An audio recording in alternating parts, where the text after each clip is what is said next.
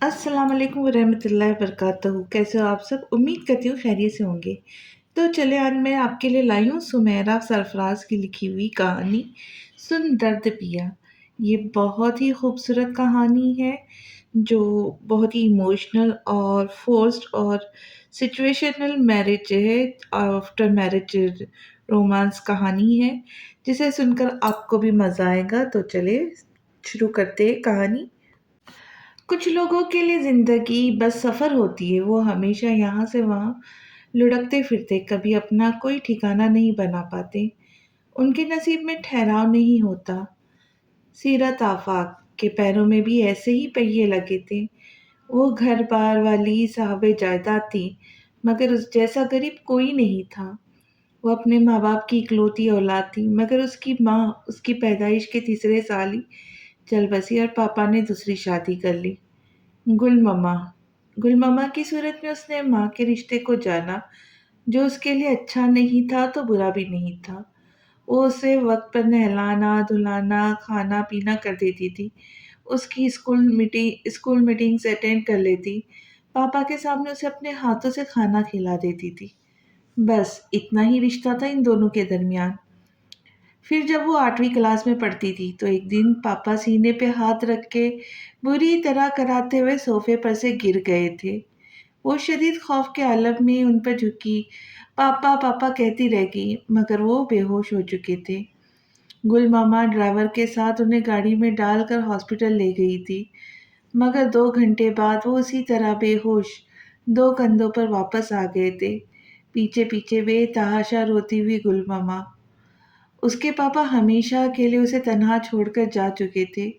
उनकी ये बेहोशी अब कभी टूटने वाली न थी। इस हकीकत का चाबुक इतने जोर से उसके असाब पर पड़ा कि उसकी कुव्वत गोयाई सल्ब होकर रह गई। वो सहम सहम कर रो रही थी। उसे कोई मेहरबान आगोश दरकार थी जो उसके मासूम जहन और जख्मी दिल को करार दे सकती थी, जो उसे यकीन दिला सकती थी कि वो अब भी तन्हा नहीं है। मगर कोई उसके करीब न था। उसे पहली बार अपने और गुलममा के दरमियान मौजूद फासलों का एहसास हुआ था। उसकी माँ के यकीनन कोई रिश्तेदार न थे। अगर होते तो कभी तो उसके से मिलने आते आया करते थे। पापा भी इकलौते थे। हाँ, गुलममा के बहुत सारे रिश्तेदार थे जो पापा की मौत के बाद से मुस्तकिल इस घर में डेरा जमा कर बैठ गए थे। गुल ममा की इद्दत पूरी होने तक यहाँ रोज ही कोई ना कोई आया रहता था। उसे अपने ही घर में अजनबियत का एहसास होता। वो मजीद कमगोर सहमी हुई रहने लगी थी। फिर एक दिन जब वो स्कूल से लौटी तो लाउंज से ही उसे गुल ममा की किसी के साथ बातों की आवाज़ सुनाई दी। आफाक ने अपना सब कुछ सीरत के नाम कर दिया है, जो उसे 18 साल की उम्र तक सौंपा जाएगा। मैं बस एक केयर टेकर हूँ जो इनकी जायदाद और उनकी औलाद की हिफाजत पर मामूर हूँ। ऐसे में मैं इस सीरत को कहाँ छोड़ सकती हूँ? तुमने पहले भी मुझे मायूस किया था गुलनाज, मगर प्लीज़ अब नहीं। अगर सीरत को साथ रखना मजबूरी है तो ऐसा ही सही, मगर मैं अब तुमसे दस्तबरदार नहीं हो सकता। तुम जानती हो मैंने कितनी दिक्कतों से तुम्हारी शादी पर सब्र किया था। मेरी ला ताल्लुकी ने ही आयशा को तलाक लेने पर मजबूर किया, मगर मुझे कोई फर्क नहीं पड़ता। किस्मत में हमारा साथ लिखा था, इसलिए एक बार फिर हम दोनों आज़ाद हो चुके हैं। क्या तुम्हें नहीं लगता कि ये सब इसी तरह होना लिखा था? ये आवाज़ शामिल खान की थी, जो गुल ममा के खालाजाद थे। सीरत ने पापा की मौत के बाद से सबसे ज़्यादा उन्हीं की आमद-रफ्त इस घर में देखी थी, और अब जो उसने सुना था वो उसके बर्दाश्त से बहुत ज़्यादा था। तो क्या अब गुल ममा शामिल अंकल से शादी करने वाली थी? शामिल अंकल को बाहर आता देखकर वो भाग कर कॉरिडोर से निकल गई थी, मगर ये बातें फिर उसके जहन से नहीं निकली थी। उसे हरदम बेघरी का खौफ सताने लगा था, और फिर उसका हर खौफ सच साबित हुआ। गुल मामा ने वाकई शामिल अंकल से शादी कर ली थी। उसे बस ऑर्डर्स मिले थे कि वो अब गुल मामा के साथ शामिल अंकल के 4 कमरों वाले घर में शिफ्ट होने जा रही है। पापा का घर वीरान हो गया था। उसे बेचना गुल मामा के इख्तियार में न था, इसलिए ایک بڑا سا تالا اس کے داخلی گیٹ پر ڈال دیا گیا تھا، اور وہ روتی بلکتی اپنے بچپن، اپنی یادیں، اپنا سب کچھ اسی گھر میں مکفل کرائی تھی۔ شامل انکل کا گھر بہت بڑا نہ تھا، پھر بھی اسے ایک علیحدہ کمرہ الاٹ کر دیا گیا تھا۔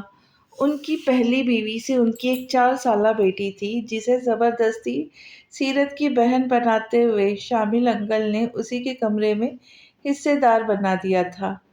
4 سالہ ہانیہ نئی نئی ماں سے جدا ہوئی تھی۔ وہ راتوں کو اٹھ اٹھ کر روتی تو مجبوراً سیرت کو بھی اٹھنا پڑتا۔ ایسا لگتا اس روتی ہوئی معصوم بچے کی آواز اس گھر میں کسی کو سنائی نہ دیتی تھی۔ شروع میں وہ سیرت سے بھی نہ سنبھلتی، یوں ہی روتے روتے سو جاتی، مگر آہستہ آہستہ جیسے وہ دونوں ہی ایک دوسرے کے وجود کی عادی ہو گئی تھی۔ گل ماما نے بھی جیسے اسے ذمہ داری سے جان چھڑائی، اور ہانیہ مکمل طور پر سیرت کے حوالے ہو گئی۔ یہاں اس کے گھر کی طرح کوئی ملازم نہ تھے، تو سارا کام گل ماما اکیلے کرتی اور اسکول کے بعد سیرت کو بھی اپنے ساتھ لگا لیتی۔ ان گزرے حالات میں اس کی شخصیت اعتماد سے اس قدر خالی ہو چکی تھی کہ وہ بنا کوئی سوال کیے گل ماما کے ہر کہے پر عمل کیے جاتی۔ شامل انکل کا رویہ اس کے ساتھ بظاہر بہت اچھا ہوتا، مگر پھر بھی نہ جانے کیوں وہ اسے کبھی اچھے نہیں لگے تھے۔ ان کی آنکھیں ان کی باتوں کا ساتھ نہیں دیتی تھی۔ وہ زیادہ سے زیادہ ان کی موجودگی میں اپنے کمرے میں بند رہتی یا کسی نہ کسی کام میں خود کو مصروف رکھتی تاکہ ان سے سامنا کم سے کم ہو۔ اس گھر میں اسے نہ کوئی مالی پریشانی تھی، نہ جسمانی تکلیف۔ شامل انکل کی اچھی جاب تھی، ہانی اچھے اسکول میں پڑھتی تھی، اور سیرت کا اسکول بھی وہیں تھا جہاں وہ پاپا کی زندگی میں پڑھتی تھی۔ بس ایک اجنبیت کا احساس تھا جو اسے ان سب سے الگ کر دیتا تھا۔ گل مما کا رویہ اس کے ساتھ کبھی بھی خراب نہیں رہا تھا، مگر وہ اس کی اپنی کبھی نہ بن سکی تھی۔ وہ شامل انکل کے ساتھ باہر جاتی، شامل انکل اسے بھی آفر کرتے، وہ منع کر دیتی تو گل مما کبھی اسے فورس نہ کرتی۔ وہ بس اس کی کیئر ٹیکر تھی، نہ وہ اس سے کبھی اس کے ذاتی مسائل پوچھتی، نہ ہی ماں کی طرح اس کا کوئی حق جتاتی۔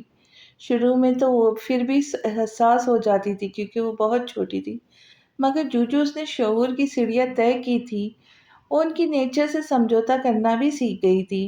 پھر اسی اجنبی ماحول میں پروان چڑھتے اس کی زندگی کے کئی سال بیت گئی۔ یہ اس وقت کی بات تھی جب اس نے انٹر کے امتحان پاس کیے تھے۔ ایک دن شامل انکل کی بڑی بہن جو لاہور میں رہتی تھی، اچانک ان کے گھر آ گئی۔ دوپہر کا وقت تھا، دروازہ سیرت نے ہی کھولا تھا۔ شامل کا ہی گھر ہے نا یہ؟ زہرا خاتون اجنبی صورت والی گلابی سی لڑکی کو دیکھ کر شیشہ پنج میں پڑ گئی تھی۔ جی، لیکن آپ کون؟ میں تو جو ہوں سو ہوں، تم کون ہو بیٹیا؟ زہرا چاہ کر بھی اس سے سختی نہ برت سکی۔ میں سیرت ہوں۔ اس کی سمجھ میں نہ آیا کہ اپنا کیا تعارف کرائے، اور یہاں کون تھا جس کا وہ اپنی ذات کی نسبت سے حوالہ دیتی۔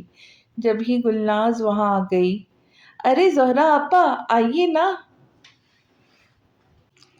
انہوں نے جس طرح بڑھ کر ان کا استقبال کیا، سیرت خود بخود ہی سائڈ پر ہو گئی۔ یہ لڑکی کون ہے گلناز؟ زہرا کو ان کی معیت میں اندر بڑھ گئی تھی، مگر ان کا ذہن اس روپہلی دھوپ جیسی اجلی اجلی کمسن لڑکی پر اٹکا ہوا تھا۔ میرے پہلے شوہر کی بیٹی ہے سیرت، گلناز نے انہیں صوفے پہ بٹھاتے ہوئے جواب دیا۔ آفاق صاحب کو تو میں نے دیکھا تھا تمہاری شادی پر، جب تو یہ شاید چھوٹی تھی، اب تو خوب رنگ روپ نکال لیا ہے ماشاءاللہ۔ زہرا کے ذہن میں اب تک سیرت کا سراپا گردش کر رہا تھا۔ گلناز بس مسکرا کر رہ گئی۔ تمہارے ساتھ رویہ کیسا ہے اس کا؟ زہرا کو نہ جانے کیوں اس میں اتنی دلچسپی پیدا ہو رہی تھی۔ بے زر ہے آپا، بس آفاق کی امانت ہے میرے پاس یہ، اللہ نصیب اچھے کرے۔ زہرا کو اس سے ہمدردی محسوس ہوئی۔ آمین۔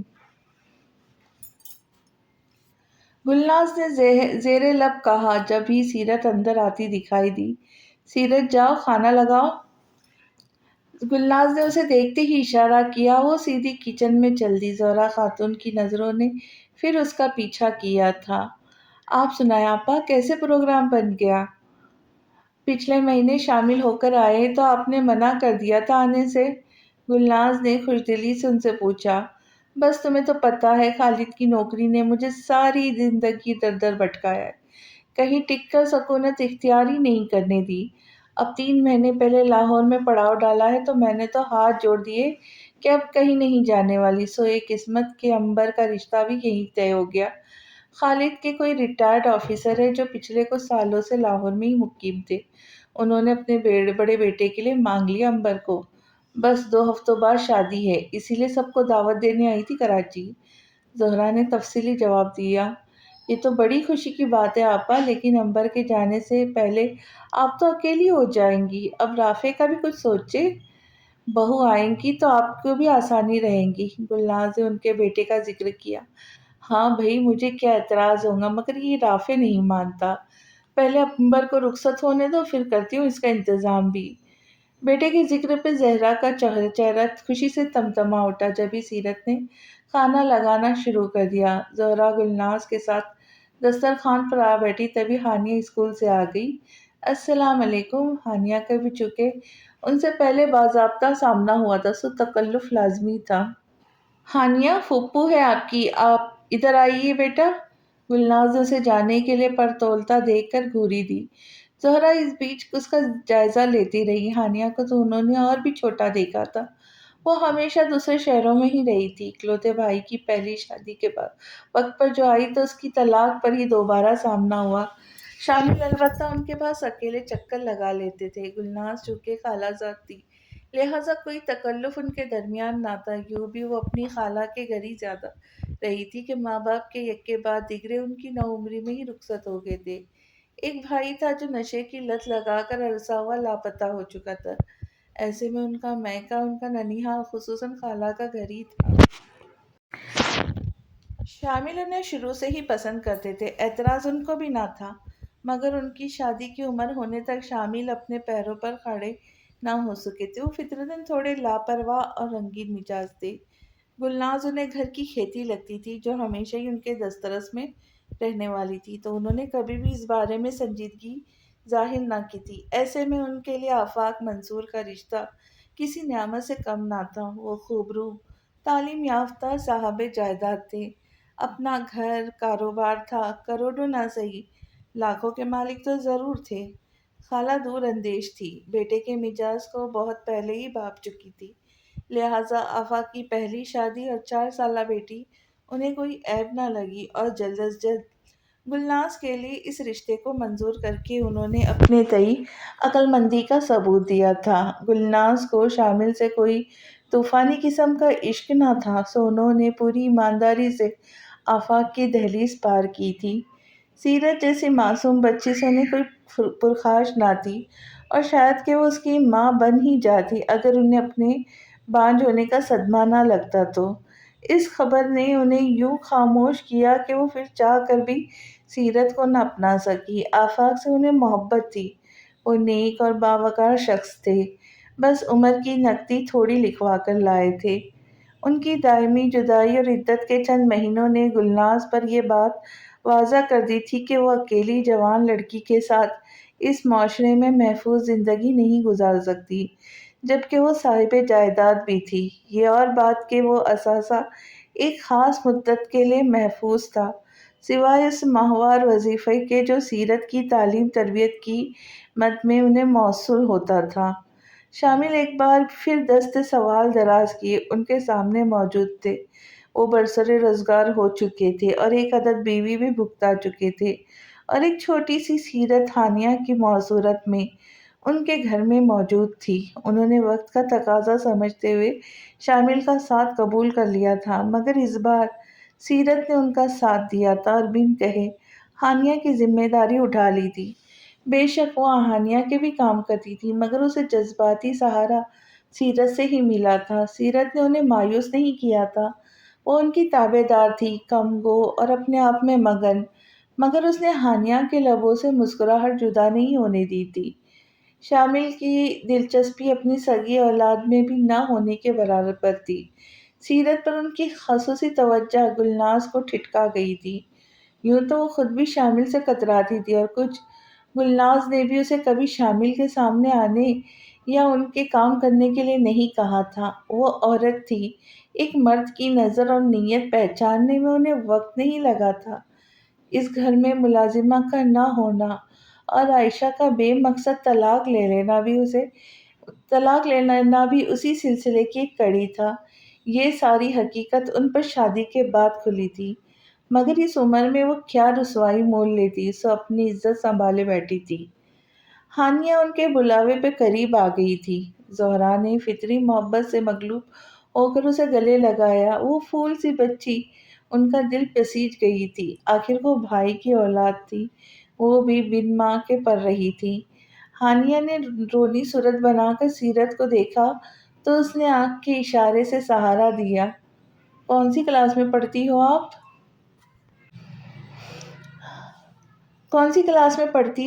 زہرا نے اسے پاس بٹھا کر پوچھا۔ 2 میں۔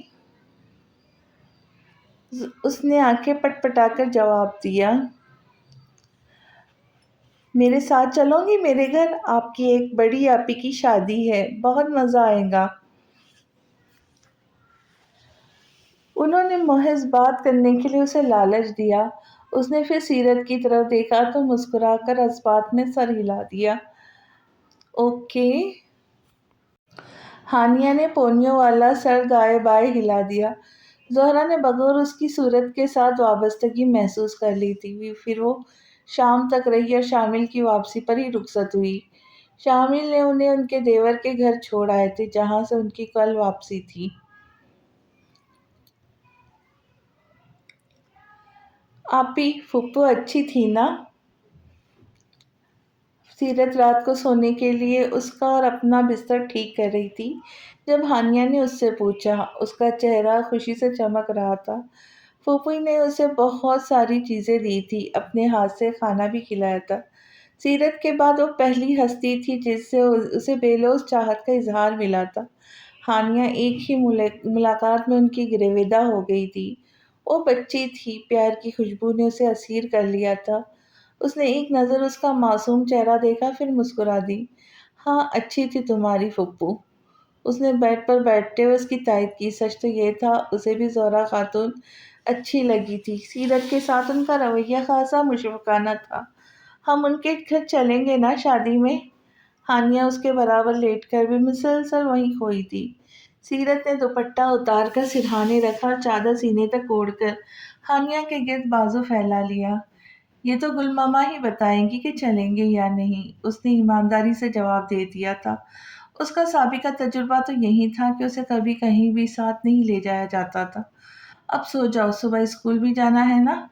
سیرت نے اس کا رخ اپنی طرف کر کے تھپکنا شروع کر دیا۔ ہانیہ تھوڑی ہی دیر میں اونودگی میں جا چکی تھی۔ سیرت نے سرہانے رکھی کتاب اٹھا لی۔ آج کل وہ اشفاق احمد کو پڑھ رہی تھی۔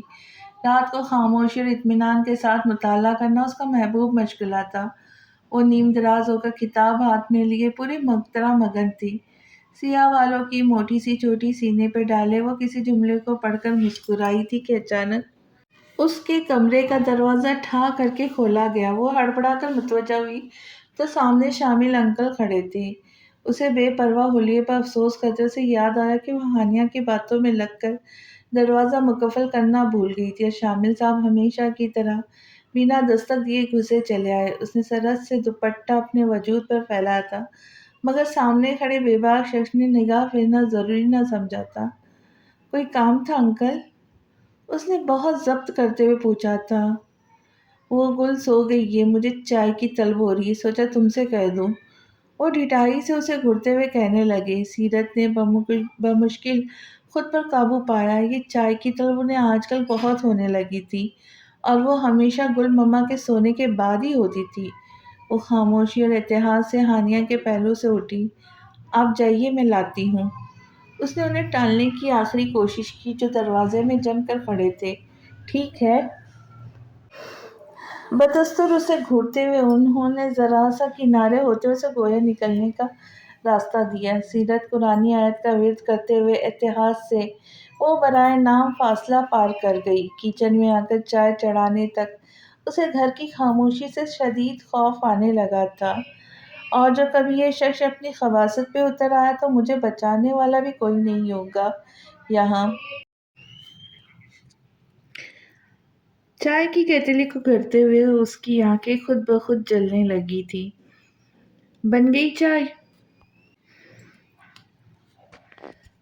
وہ پھر اس کے پیچھے کچن تک آ گئے تھے۔ سیرت نے کوئی جواب نہ دیا۔ تمہیں برا تو نہیں لگا میں نے تمہیں ڈسٹرب کر دیا؟ وہ اس کے عین پیچھے آ کر کھڑے ہو گئے تھے، یوں کہ سیرت کو ان کی گرم سانسیں اپنی کان کی لوہوں پر محسوس ہونے لگی۔ اس کا لہو خشک ہونے لگا۔ ارے چائے ابل رہی ہے۔ وہ چولہے سے لگ کر کھڑی سیرت کے گرد بازو پھیلا کر چولہا بند کرنے کا بہانہ کرنے لگے کہ عین اسی وقت سیرت نے چائے کا برتن ہلا کر گرم چائے چولہے پہ گرا دی۔ اس کا اپنا ہاتھ بھی جل گیا تھا۔ شامل فطری طور پر گھبرا کر پیچھے ہٹے۔ یہ مہلت سیرت کے لیے بہت تھی۔ اندھا دھند بھاگتی ہوئی وہ اپنے کمرے میں آ کر بند ہو گئی۔ چوکھٹ پر بیٹھ کر زاروں قطار روتے ہوئے اس نے کئی شکوے اپنے اللہ سے کر ڈالے۔ وہ کیسے بتا اور کسے؟ کیا گل ماما کو نہیں دکھتا کہ وہ اس کی کبھی بیٹی نہیں کہتے تھے؟ اس کی آنکھوں میں اور انداز میں شفقت کی جگہ ہوس ناچتی تھی۔ پچھلے کچھ عرصے سے وہ یوں ہی اس کا راستہ روکنے لگے تھے، بلا وجہ اسے ہاتھ لگا کر مخاطب کرتے تھے۔ اس گھر کی زمین بھی اس پر تنگ ہونے لگی تھی۔ وہ اپنی بے بسی پر جتنا روتی کم تھا۔ پھر کیا سوچا ہے آپ نے؟ صبح ناشتے کی میز پر گلناز نے شامل کو مخاطب کیا، جو بظاہر چائے پی رہے تھے مگر ذہن سیرت کی کل رات والی چالاکی کو سوچ سوچ کے کھول رہا تھا۔ کس بارے میں؟ انہوں نے ایک غائب دماغی سے جواب دیا۔ کس بارے میں؟ انہوں نے غائب دماغی سے جواب دیا۔ زہرا آپا کے گھر شادی ہے، وہاں جانے کا پوچھ رہی ہوں۔ گلناز نے لہجہ تھوڑا بلند کر کے پوچھا۔ انہیں لگا شاید شامل کو آواز نہیں آئی تھی۔ شامل چونکے۔ ہاں چلیں گے، میں اور تم۔ انہوں نے چائے کا کپ واپس رکھتے ہوئے جواب دیا۔ گلناز کو ان کی عدم دلچسپی صاف محسوس ہوئی۔ میں چاہ رہی تھی بچیوں کو بھی لے جاؤں، آپا بہت اصرار کر رہی تھی۔ پھر دوسرے شہر جانا ہے، یہاں اکیلی کیسے رہیں گی دونوں؟ مگر ہانیہ کا اسکول، بہت چھٹیاں ہو جائیں گی۔ وہ تذبذب کا شکار تھی۔ شامل کو جیسے ان کی آخری بات سے ایک کلیو مل گیا۔ وہ اچانک متوجہ ہوئے۔ تو ایسا کرتا ہوں، تمہیں ٹرین میں بٹھا دیتا ہوں، تم رسمیں نپٹا لینا۔ جمعے کی بارات ہے، میں ہانیہ اور سیرت کو لے کر جمعے کی شام تک پہنچ جاؤں گا، اسکول بھی مس نہیں ہوگا اس کا۔ ناشتے کے برتن اکٹھے کرتی سیرت کے ہاتھ ٹھٹک گئے۔ 3 دن گل ماما کے بغیر اکیلے اس گھر میں گزارنا، وہ بھی شامل صاحب کی موجودگی میں! سوچ کر بھی اس کی جان نکلنے لگی۔ اس نے ایک نظر سوچ میں ڈوبی گلناز پر ڈالی اور دوسری نظر شیطانی مسکراہٹ سے اسے گھورتے ہوئے شامل پر۔ میں آپ کے ساتھ چلوں گی گل ماما، پلیز۔ ہانیہ بھی بہت ضد کر رہی ہے۔ بے اختیار اس نے گلناز کا ہاتھ پکڑ کر کہہ ڈالا۔ شامل تو چونکے ہی۔ گلناز نے بھی بے حد حیرت سے اس کا انداز ملاحظہ کیا۔ اس نے آج تک کہیں جانے کے لیے ان سے نہیں کہا تھا، اور وہ بھی اس طرح بے چین ہو کر۔ گلناز پر آگہی کے کئی در وا ہو گئے۔ کوئی ضرورت نہیں، تمہاری وجہ سے میں ہانیہ کی پڑھائی کا لاس نہیں کروا سکتا۔ تم دونوں میرے ساتھ جمعہ کو چلو گی۔ شامل نے دل ملا کر سیرت کو گھورا۔ اس نے خوفزدہ نظروں سے گلناز کو دیکھا۔ ہانیہ کا کوئی لاس نہیں ہوگا ماما، میں اس کی ٹیچر سے بات کر لوں گی جا کر، پلیز۔ گلناز کے ہاتھ پر اس کی گرفت بڑھ گئی تھی۔ ٹھیک ہے، تم تیاری کر لو، انہوں نے سنجیدگی سے کہتے ہوئے اپنے ہاتھ اس کی گرفت سے نکال لیا۔ مگر شامل نے کچھ کہنے کے لیے منہ کھولا تو گلناز نے ہاتھ اٹھا کر انہیں روک دیا۔ جب وہ کہہ رہی ہے کہ میں سب ہینڈل کر لوں گی تو آپ کو پریشان ہونے کی کوئی ضرورت نہیں، یوں بھی ہانیہ کی اسٹڈیز اس کی ذمہ داری ہے۔ ان کے مضبوط لہجے پر شامل کے لب سل گئے، مگر آنکھوں سے پھوٹے شرارے سیرت کے اوسان قطع کرنے لگے۔ وہ گھبرا کر اس منظر سے غائب ہو گئی۔ یوں تو اس نے محض شامل سے بچنے کے لیے شادی میں جانے کی بات کی تھی، مگر اب جب اسے وہاں جانا ہی تھا تو فطری طور پر پرجوش ہو گئی تھی۔ اس نے اپنی ننھی سی زندگی میں کبھی کسی شادی میں شرکت نہیں کی تھی۔ اسے سوچ کر اچھا بھی لگ رہا تھا اور گھبراہٹ بھی ہو رہی تھی۔ جانے سے ایک دن پہلے گل مما نے اسے کچھ اچھے جوڑے شادی میں پہننے کے لیے لا دیے تھے، ساتھ میچنگ جویلری اور جوتے بھی۔ ہانیہ کی بھی مقدر بھر تیاری انہوں نے کر ہی دی تھی۔ پہلی بار ٹرین میں بیٹھنا اور باہر کی فضاؤں میں سانس لینا اس کے لیے بڑا خوشگوار تجربہ تھا۔ وہ اور ہانیہ راستے بھر ہونکوں کی طرح ایک ایک چیز نوٹ کرتی ہوئی آئی تھی۔ ان سے پرے گلناز کسی گہری سوچ میں غرق تھی۔ سیرت کی عمر کے 18 سال پورے ہونے پر اس کے باپ کی سب جمع پونجی بما اس گھر کے اس کے حوالے ہونے والی تھی۔ شامل آج کل اٹھتے بیٹھے اس بات کا ذکر کرنے لگے تھے۔ صاف ظاہر تھا کہ وہ سیرت کی جائیداد پر قبضہ کرنا چاہتے تھے۔ انہیں اس کے حال کے ساتھ ساتھ اس کا مستقبل بھی محفوظ کرنا تھا، مگر سیرت ابھی اس قابل نہیں تھی کہ سب سنبھال پاتی، اور وہ اکیلی کب تک شامل کا مقابلہ کر سکتی تھی۔ سیرت کے اس دن کے تاثرات نے ان کی راتوں کی نیند اڑا دی تھی۔ پتہ نہیں کب شامل کی جرات اتنی بڑھ گئی تھی کہ سیرت ان سے باقاعدہ خوفزدہ رہنے لگی تھی۔ اب اس کی جائیداد کے ساتھ ساتھ اس کی عزت کو بھی خطرہ لاحق تھا۔ گلناز کو سوچ سوچ کر دماغ پھٹا جا رہا تھا۔ انہی منتشر سوچوں کے ساتھ انہوں نے لاہور کی سرزمین پر قدم رکھا تھا۔ قدیم تاریخی لاہور ریلوے اسٹیشن کی عمارت نے اسے اپنا اسیر کر لیا۔ وہ احمقوں کی طرح منہ اٹھائے بس ان بلند ستونوں کی اونچائی ناپے جا رہی تھی۔ سیرت کہاں گم ہو، چلو! گلناز نے آ کر اس کا کندھا ہلایا تو وہ واپس زمین پر آئی۔ سامنے ہانیہ ایک اجنبی کا ہاتھ تھامے کھڑی تھی۔ کلی نے سامان اٹھایا ہوا تھا اور گلناز نے اس کا ہاتھ بازو سے تھام رکھا تھا۔ اجنبی نے عجیب سی نظروں سے اسے دیکھا اور سر جھٹک کر آگے چلنے لگا۔ ہانیہ برابر اس سے باتیں کیے جا رہی تھی جیسے بڑا پرانا یارانہ ہو۔ سیرت نے ازسن نو دوپٹہ سر پر جمایا اور گلناز کے پیچھے پیچھے چلنے لگی، مگر نظر اب بھی بار بار اسٹیشن کی عمارت سے لپٹے جا رہی تھی۔ رافع نے گاڑی کا لاک کھولنے سے لے کر سامان رکھنے تک اس کم عمر لڑکی کی آنکھوں میں چھپی حیرانی اور شوق بہت اچھی طرح محسوس کر لیا تھا۔ اس کی حالت دیکھ کر کوئی بھی کہہ سکتا تھا کہ اسے کبھی دھوپ لگانے کے لیے بھی گھر سے باہر نہیں نکالا گیا تھا۔ نہ چاہتے ہوئے بھی اسے بہت عجیب محسوس ہو رہا تھا۔ شکل سے بہت ہی حسین اور ریفائنڈ نظر آنے والی اس لڑکی کا رویہ انداز بے حد ایب نارمل تھا۔ اس کی بنسبت وہ چھوٹی بچی ہانیہ کافی پر اعتماد تھی اور اپنے رویوں کا کھل کر اظہار کر رہی تھی۔ وہ پیشے کے اعتبار سے ڈاکٹر تھا اور اپنی فطرت کے ہاتھوں مجبور بھی۔ اسے ہر انسان پر اتنا ہی غور کرنے کی عادت پڑ چکی تھی۔ بقول اس کی کولیگ ڈاکٹر ساریہ کے، وہ انسانوں میں مریض ڈھونڈتا ہے۔ کنال روڈ سے گزرتے ہوئے کھڑکی سے جھانکتی ہوئی سیرت آفاق اسے کوئی مریض ہی معلوم ہو رہی تھی۔ ایک عجیب سی بیزاری محسوس کرتے ہوئے اس نے اپنی توجہ اس اجنبی لڑکی پہ سے ہٹانی چاہی۔ لاہور تو بالکل نیو یارک بنتا جا رہا ہے، کتنا صاف اور نکھرا نکھرا ہو گیا ہے۔ یقین نہیں آتا کہ یہ وہی شہر ہے جس میں بس لوگ بادشاہی مسجد اور شالیمار باغ دیکھنے آتے تھے۔ گلناز نے ارد گرد نظر آتے ہریالے مناظر پر نظر دوڑاتے ہوئے تبصرہ کیا، بس گلانی، سب انہیں 5-6 سالوں کا کمال ہے، ورنہ لاہور کا حال بھی کراچی جیسا ہی تھا۔ رافع نے مسکرا کر کہتے ہوئے موڑ کاٹا۔ اور یہی 5-6 سال کراچی کو کھا گئے، اب تو شہر نہیں شہر کے کھنڈرات باقی ہے۔ گلناز نے سچے دل سے افسوس کیا، اپنے شہر کی تباہی کسے قبول ہوتی ہے؟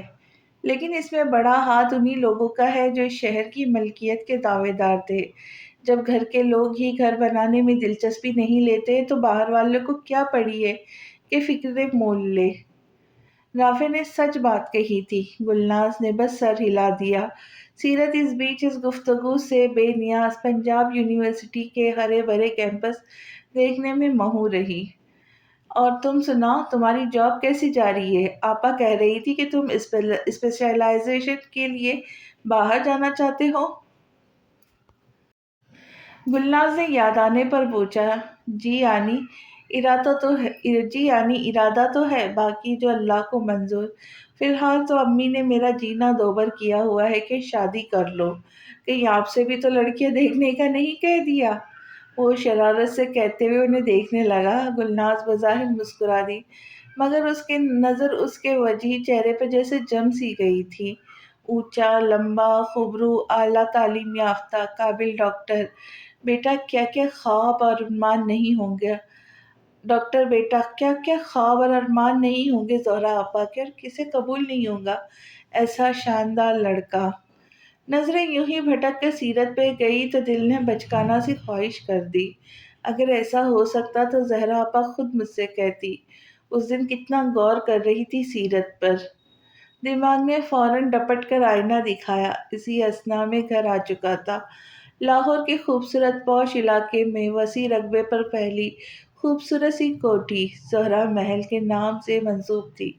رافع نے سارا سامان اتارتے ہوئے پھر اس بے خبر کی طرف دیکھا جو ارد گرد بنے ہوئے بڑے بڑے محلوں جیسے گھروں کو حیرت و شوق سے تک رہی تھی۔ اسے نہ جانے کیوں ہنسی آنے لگی۔ سیرت چلو اندر، گل آنی کی تنبیہ آواز پر اس کا کہا چھٹے چھٹے بچا۔ اسٹیشن والا منظر جو یاد آ گیا تھا، یقیناً اب بھی انہوں نے اسے ایسے ہی جھنجھوڑا ہوگا۔ شادی والے گھر کی رونق عروج پر تھی۔ شام کو مائیوں کی تقریب تھی، گھر میں مہمان آ چکے تھے۔ گلناز کا موڈ آپ خوشگوار ہو گیا تھا، سب لوگوں سے ان کی کوئی نہ کوئی رشتہ داری نکلتی ہی تھی۔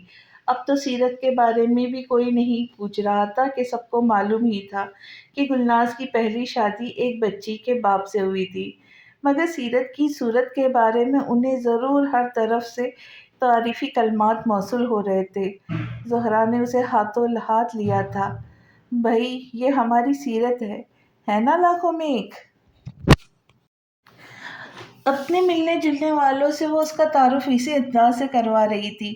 سیرت کی گھبراہٹ جلدی ختم ہونے لگی، اسے یہاں اچھا محسوس ہونے لگا۔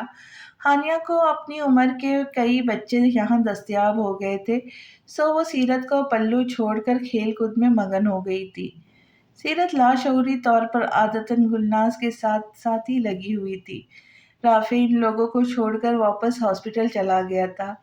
واقعی امی، جیسا آپ نے بتایا تھا بالکل ویسی ہی لگی مجھے یہ لڑکی۔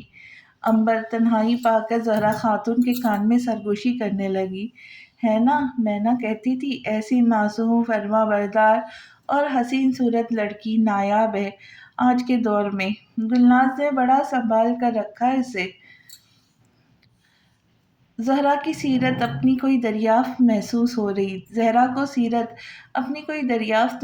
ہو رہی تھی، لیکن بہت کم عمر ہے امی۔ امبر کو افسوس سا ہوا، بس اسی لیے میں گلناز سے بات نہیں کر رہی، پتہ نہیں کیا سوچیں گی وہ۔ زہرا نے بھی تائید کی۔ ویسے ہے کہاں وہ؟ امبر نے سامنے نظر آتی لڑکیوں کے جھنڈ میں اسے تلاشا۔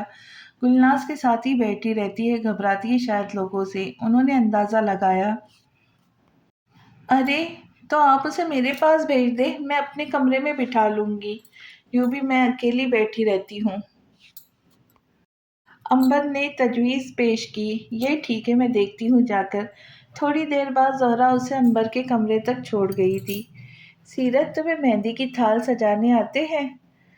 امبر نے کشمکش میں کھڑی سیرت کو یوں مخاطب کیا جیسے برسوں کی جان پہچان ہو۔ اس نے یوں ہی سر ہلا دیا۔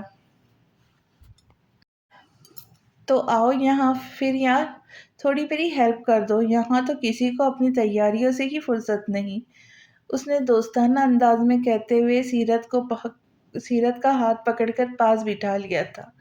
تھال سجانے کی بات تو محض بہانہ تھی، در حقیقت اسے اس نازک سی پیاری سی لڑکی سے باتیں کرنی تھی۔ ہم دو ہی بہن بھائی ہیں، رافع بھائی سے تو تم صبح مل ہی چکی ہوں گی جو تمہیں اسٹیشن لینے آئے تھے، وہ ڈاکٹر ہے، میں ان سے چھوٹی ہوں۔ اصل میں ہم لوگ لاہور میں نئے آئے ہیں نا، تو میری تو یہاں کسی سے دوستی نہیں ہو سکی۔ رافع بھائی تو شروع سے ہی تعلیم کے سلسلے میں لاہور میں ہی رہے تھے، ہمارے ایک چچا یہیں رہتے ہیں۔ امبر اسے آہستہ آہستہ سب کے بارے میں بتانے لگی۔ سیرت کو اس کے پاس بیٹھ کر باتیں کرنے میں وقت گزرنے کا پتہ ہی نہیں چلا اور شام ڈھل گئی۔ ہوش تب آیا جب زہرا امبر اور اسے تیار ہونے کا کہنے آئی۔ تم میرے پاس ہی رک جاؤ، یہیں تیار ہونا، میری بھی ہیلپ کروا دینا۔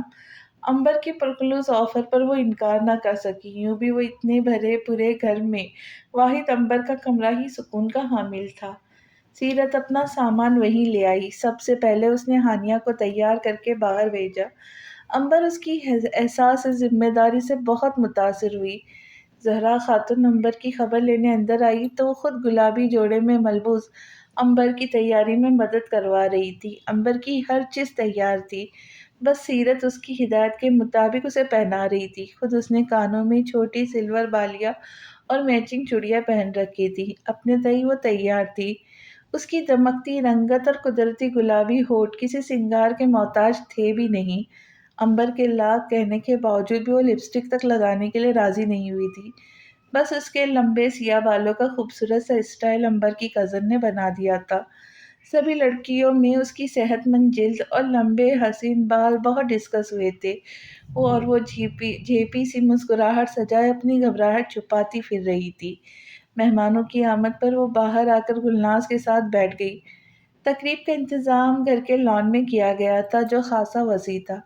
ٹھنڈی ہوا میں اڑتے آنچل اور ملی جلی خوشبوؤں نے ماحول کو پرلطف بنا دیا تھا۔ وہ گل مما کے ساتھ ایک ہی ٹیبل پر بیٹھی اس ماحول سے محفوظ ہو رہی تھی جب رافع اپنی کلیگ ساریہ کے ساتھ لیے گلناز سے ملوانے لایا تھا۔ انی، یہ میری کلیگ ہے اور بہت اچھی دوست ہے، ڈاکٹر ساریہ۔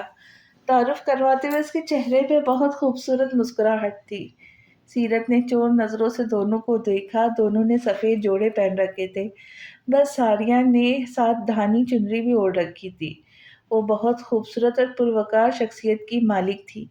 ساریہ نے اس کی چوری پکڑ لی تھی۔ اور یہ کیوٹ گرل کون ہے رافع؟ اس نے براہ راست سیرت کے متعلق پوچھا۔ یہ انی کی بیٹی ہے۔ متحد انداز میں کیے گئے تعارف نے ساریہ کو مزید کچھ بھی پوچھے جانے سے روک دیا۔ وہ رافع کو کالج لائف سے جانتی تھی۔ اس کے چہرے اور آنکھوں سے میں لکھی تحریر پڑھ کر وہ سیرت سے مصافحہ کر کے رافع کی ہمراہی میں وہ وہاں سے ہٹ گئی۔ یہ کیسا تعارف تھا اپنی کزن کا؟ ایک دوسری ٹیبل پر بیٹھتے ہوئے اس نے رافع کو گھورا تھا۔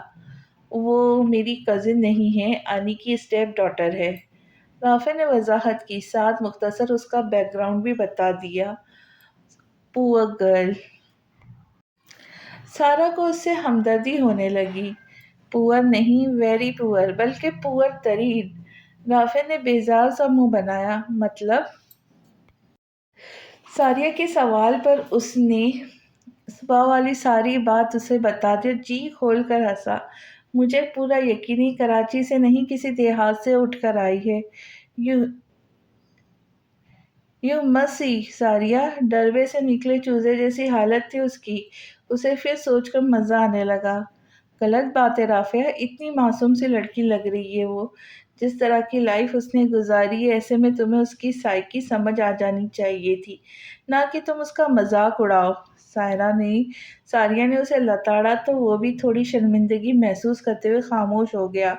یوں بھی اسے لگتا تھا کہ ساریہ اس سے زیادہ سمجھدار تھی۔ وہ عرصہ 7 سال سے اس کے ساتھ تھی۔ میڈیکل کی پڑھائی اور پھر ایک ہی جگہ پوسٹنگ ہونے کی وجہ سے وہ دونوں بہت اچھے دوست بن چکے تھے۔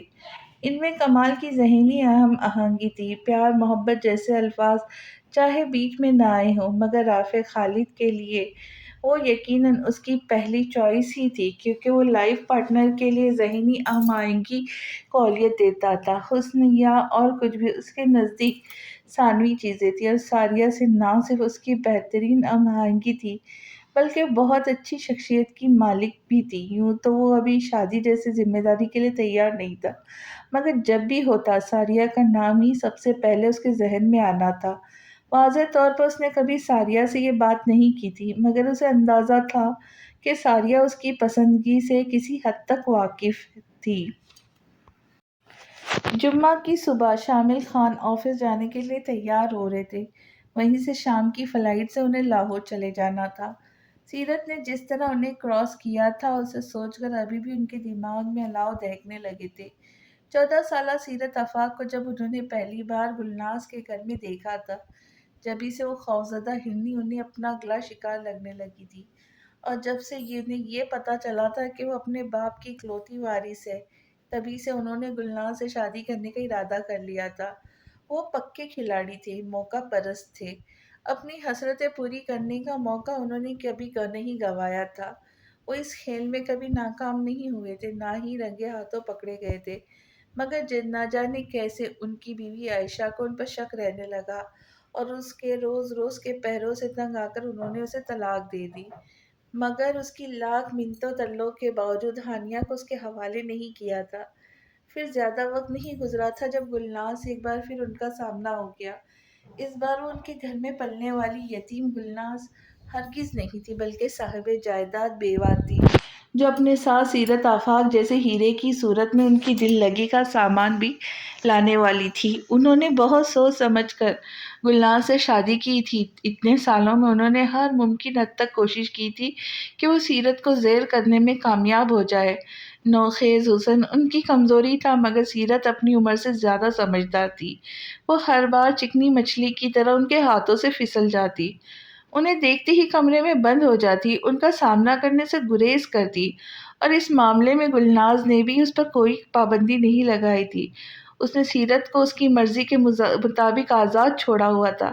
شاید وہ صبر کر ہی جاتے، مگر دن بدن گلاب کی طرح کھلتی ہوئی سیرت آفاق کے حسن نے ان کے دل و دماغ میں ہلچل مچا دی تھی، مگر اس لڑکی کے معاملے میں ان کے سارے وار خالی جا رہے تھے۔ ان کے ارادے بہت دور تک کے تھے۔ ایک بار وہ ان کے ہاتھ لگ جاتی تو اسے مجبور کر کے اس کی جائیداد پر بھی قبضہ کر سکتے تھے، مگر یہ معاملہ اب تک حل ہوتا نظر نہیں آ رہا تھا۔ ان کی تیاری ہی اختتامی مراحل میں تھی جب دروازے پہ بیل بجی۔ کوریئر والے سے لفافہ وصول کر کے انہوں نے نام پڑھا۔ مسز آفاق کے نام پہ کوئی قانونی نوٹس تھا۔ یہ بھی ایک الگ کہانی تھی کہ کاغذی طور پر سیرت کی گارڈین کی حیثیت سے وہ اب بھی مسز آفاق کے ہی نام سے جانی جاتی تھی۔ اس نوٹس کے مطابق اگلے ماہ سیرت 18 سال کی ہو رہی تھی، انہیں سیرت کے ساتھ کورٹ میں پیش ہونا تھا کہ جائیداد کی منتقلی کا معاملہ نپٹایا جا سکے۔ شامل کو لگا بس یہی وہ آخری وقت ہے جب وہ کچھ کر سکتے تھے۔ بہت کچھ سوچتے ہوئے انہوں نے لفافہ جیب میں رکھا اور دروازہ مقفل کرتے ہوئے باہر نکل گئے۔ شام ڈھلے، گھر میں تیاری کا شور مچ چکا تھا، ہر کوئی اپنی کسی نہ کسی چیز کے لیے بھاگتا ہوا نظر آ رہا تھا۔ امبر پارلر جا چکی تھی، سیرت اس کے جانے کے بعد نہا کر سو گئی تھی۔ آنکھ کھلی تو مغرب کی اذان ہو چکی تھی۔ گھر میں عجیب افراتفری مچی ہوئی تھی۔ وہ گل ماما کو ڈھونڈتی ہوئی لاؤنج میں آئی تو زہرا خاتون کے ساتھ بیٹھی نظر آئی۔ وہ جھجکتی ہوئی ان کے پاس جا بیٹھی۔ ارے تم اب تک تیار نہیں ہوئی؟ زہرا نے اسے دیکھتے ہی استفسار کیا۔ گلناز نے بھی سرسری سا اسے دیکھا۔ مجھے ٹائم نہیں لگتا پھوپھو، میں جلدی تیار ہو جاؤں گی، اس نے دبی آواز میں کہا۔ ہاں دیکھی تھی میں نے تمہاری تیاری کل، آج میں تمہاری ایک نہیں سنوں گی۔ رکو میں ہنا کو کہتی ہوں، پہلے تمہیں تیار کر دے، ورنہ ایک بار یہ لڑکیاں اپنی تیاریوں میں لگ گئی تو ہاتھ نہیں آئیں گی۔ وہ اسے کہہ کر اپنی دیور کی بیٹی کو آواز دینے لگی۔ سیرت نے گھبرا کر گل مما کو دیکھا۔ نہیں پھوپھو پلیز، میں ایسے ہی ٹھیک ہوں۔ اسے ڈر تھا کہ گل مما ناراض ہوں گی۔ ارے بیٹا یہی تو عمر ہے سجنے سنورنے کی، کیوں گلناز تمہیں کوئی اعتراض ہے؟ انہوں نے جیسے اس کی مشکل پا لی تھی۔ نہیں آپا مجھے کیا اعتراض ہوگا، انہوں نے جیسے کسی خیال کے تحت مسکرا کر اجازت دے دی۔ سیرت حیرانی سے انہیں دیکھا، گو انہوں نے کبھی اسے منع نہیں کیا تھا، مگر ان چیزوں کی عادت بھی نہیں ڈالی تھی۔ پھر دیکھتے ہی ہینا نے اس کا ایسا میک اپ اوور کیا کہ وہ خود کو بھی پہچان نہیں پا رہی تھی۔ یا اللہ سیرت، یہ تمہارے حسن کا کمال ہے یا میرے ہاتھوں کا؟ ایسا لگ رہا ہے تم آج ہی دریافت ہوئی ہو۔ اس نے دل کھول کر اسے سراہا، وہ خود حیران تھی۔ سرخ و سیاہ امتزاج کے جوڑے میں مناسب میک اپ اور خوبصورت ہیئر اسٹائل کے ساتھ وہ بہت سنوری ہوئی لگ رہی تھی۔ 18 سال کی نوخیز کلی سے 20-21 سال کی دوشیزہ تک کا سفر اس نے جیسے لمحوں میں طے کر لیا تھا۔ گلناز نے دیکھا تو دل میں بلائے لے ڈالی۔ وہ اور بات کے منہ سے ایک لفظ نہ کہا کہ ایسا کوئی بڑا تعلق ان کا دونوں کے درمیان کبھی رہا نہیں تھا۔ زہرا کے تو جیسے وہ دل میں بس گئی تھی۔ انہیں اس بھرے مجمع میں کوئی ایک لڑکی بھی اس کے پائے کے معلوم نہیں ہو رہی تھی۔ سیرت، ذرا اوپر میرے کمرے سے میری سینڈل لا دوں گی بیٹا؟ میں ابھی اوپر سے آئی ہوں مگر بھول گئی۔ انہوں نے یاد آنے پر اس سے درخواست کی۔ جی پھپھو، وہ فرما برداری سے کہتی اوپر ان کے کمرے تک آ گئی۔ دروازہ کھولتے ہی جیسے وہ پتھر ہو گئی۔ زہرا کے شوہر خالد صاحب کے ساتھ شامل کو بیٹھے دیکھ کر اس کا سارا اطمینان رخصت ہو گیا۔ آؤ بیٹا، کوئی کام تھا؟ خالد صاحب بھی ان دنوں میں اس سے واقف ہو چکے تھے تو خوشدلی سے پوچھنے لگے۔ وہ پھپھو کے جوتے لینے آئی تھی۔ وہ بادل نخواستہ اندر آ گئی۔ ادھر شامل ہو جیسے بہت ضبط کرنا پڑا۔ اس کے دہکتے روپ اور سولہ سنگار سے نظریں چرانا ناممکن لگ رہا تھا۔ بھئی شامل، ہم تو مثال دیتے ہیں تمہاری اور گلناز کی۔ کیسے پرائی اولاد کو سینے سے لگا رکھا ہے تم دونوں نے، اور کتنی اچھی تربیت کی ہے اس بچی کی۔ خالد صاحب نے پاس کھڑی سیرت کے سر پر ہاتھ رکھا۔ وہ چہرہ نیچے کیے ضبط کرتی رہی۔ بس بھائی صاحب، اللہ ہی توفیق دیتا ہے، اور اب تو مجھے سیرت اتنی عزیز ہو گئی کہ میرا دل ہی نہیں لگتا اس کے بغیر۔ شامل نے موقع کا فائدہ اٹھاتے ہوئے اسے نزدیک کر کے بازو اس کے گرد دراز کر دیا۔ سیرت کی آنکھیں بھرنے لگی۔ اس بظاہر مشفق لمس کی حقیقت بس وہی جانتی تھی۔ وہ انگلیاں نہیں، کن کھجورے تھے جو اس کے کندھے پہ رینگ رہے تھے۔ پھپھو بلا رہی ہے انکل، میں جاتی ہوں۔ وہ بہانہ کر کے سرعت سے شامل کے حصار سے نکلی اور بھاگتی ہوئی سیڑھیوں سے اترنے لگی۔ رافع فون کانوں سے لگائے سیڑھیاں چڑھ رہا تھا۔ یکدم سیرت سے تصادم ہو گیا۔ وہ ہیل والی جوتے کا توازن برقرار نہ رکھ سکی اور ڈگمگا گئی۔ رافع نے مضبوطی سے بازو سے پکڑ کر سہارا دیا۔ دیکھ کر مس سیرت آفا، کسی کا قتل کر کے بھاگ رہی ہو؟ وہ بدستور اس کا بازو تھامے کہہ رہا تھا۔ سیرت کی وحشت دگنی ہو گئی۔ ادخلی زلفیں شاہانوں پر بکھر گئی۔ سجے سورے روپ پر خوف طاری ہو گیا۔ اپنی بدحواسی میں وہ اب تک رافع کے سہارے ہی ٹکی ہوئی تھی، وہ جو محض اسے گرنے سے بچانے کے لیے رکا تھا۔ بہت اچانک اس کے سنگار کی طرف متوجہ ہوا۔ اتنا ہی اچانک اس پر منکشف ہوا کہ وہ محض حسین نہیں تھی بلکہ خاص جاذبیت اپنے اندر رکھتی تھی، یعنی اگر کوئی اسے دیکھے تو بہت دیر تک دیکھتا رہے۔ اپنے بہت قریب محسوس ہوتی وہ شربتی آنکھیں جن میں بے حد خوف تھا اسے الجھا رہی تھی، اس کی ساری توجہ خود میں جذب کر رہی تھی۔ وہ یک ٹک اسے دیکھے جا رہا تھا، مگر بدقسمتی سے سیرت کا تجربہ مردوں کو لے کے کچھ خاص اچھا نہیں تھا۔ رافع کے انداز سے وہ نہ جانے کیا سمجھی جو اچانک کہہ بیٹھی، دیکھیں پلیز مجھے چھوڑ دیجیے، میں ایسی ویسی لڑکی نہیں ہوں۔ اس کی آنکھیں چھلک اٹھی۔ رافع کو جیسے اس کے جملے نے زمین پر لاپٹکا تھا۔ واٹ؟ بھاڑ میں جاؤ تم! اس نے شدید اشتعال کے عالم میں بنا سوچے سمجھے اس کا ہاتھ چھوڑ دیا تھا، وہ جو پہلے ہی عصبی طور پہ بکھری ہوئی تھی ایک بار پھر لڑکھڑا گئی۔ مگر رافع تیزی سے سیڑھیاں چڑھتا چلا گیا۔ 4 سیڑھیوں سے لڑک کر آخر سیرت خود ہی سنبھل گئی تھی، مگر رافع کا جارحانہ رویہ اسے بے طرح رلا گیا تھا۔ ہائے سیرت، یہاں کیوں بیٹھی ہو تم؟ کیا ہوا تمہیں؟ ہینا نے سیڑھیوں کی طرف آتے ہوئے اسے دیکھا تو گھبرا کے پاس آ گئی۔ میں پھسل گئی تھی سیڑھیوں پر سے، اس نے روتے ہوئے خود کو سنبھالا۔ تمہارے تو سارے بال بھی خراب ہو گئے اور میک اپ بھی تم نے رو رو کر بگاڑ لیا، آؤ میں ٹھیک کر دوں۔ ہینا عنبر کی عمر کی تھی، اس سے خاصی شفقت سے پیش آ رہی تھی۔ وہ بنا کچھ کہے اس کے ساتھ چل پڑی تھی۔ رافع نے جس طرح اسے دھکا دینے کے انداز میں چھوڑا تھا اسے اب تک خوف آ رہا تھا۔ کیا ہوا؟ فون کیوں بند کر دیا تھا؟ ساریہ نے ہال میں پہنچتے ہی رافع سے پوچھا تھا۔ وہ اس وقت اسی سے بات کر رہا تھا جب سیرت سے ٹکراؤ ہوا۔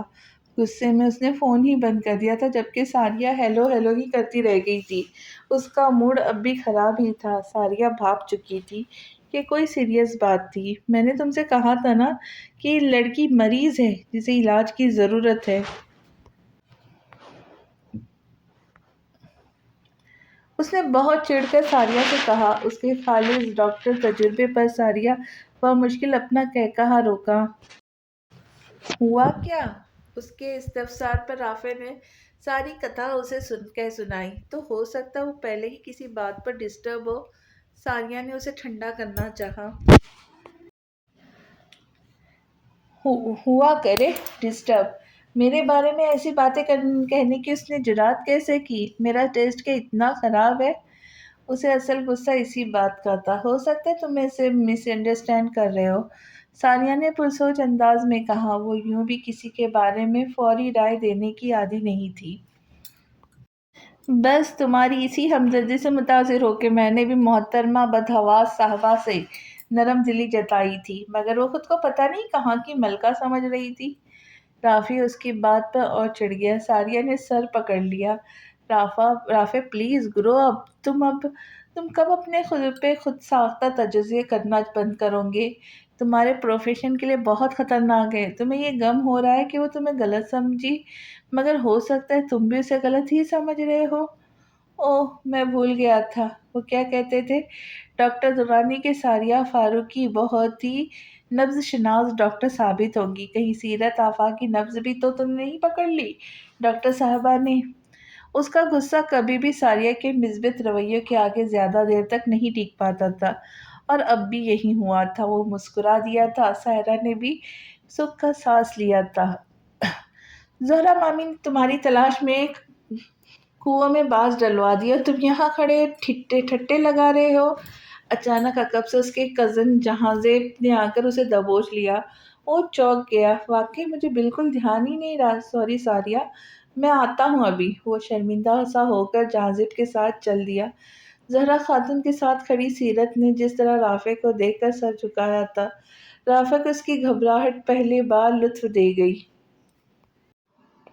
اچھا ہے، اب اسی طرح ڈریں گی مجھ سے؟ بیکار میں فرینک ہوا میں بھی۔ وہ اپنی ہی سوچ پر مسکرا۔ پتہ نہیں کیسے یہ سارا منظر زہرا خاتون کی نظروں میں آ گیا تھا اور انہوں نے اسے اپنے ہی انداز میں لیا تھا۔ کیا شامل اپنے مقصد میں کامیاب ہوں گا کہ زہرا خاتون اپنے بیٹے کو منا پائیں گی؟ یہ سب جاننے کے لیے ملتے ہیں اگلی قسط میں۔ تب تک کے لیے خوش رہے، خوشیاں بانٹے اور دعاؤں میں یاد رکھے۔ اللہ حافظ۔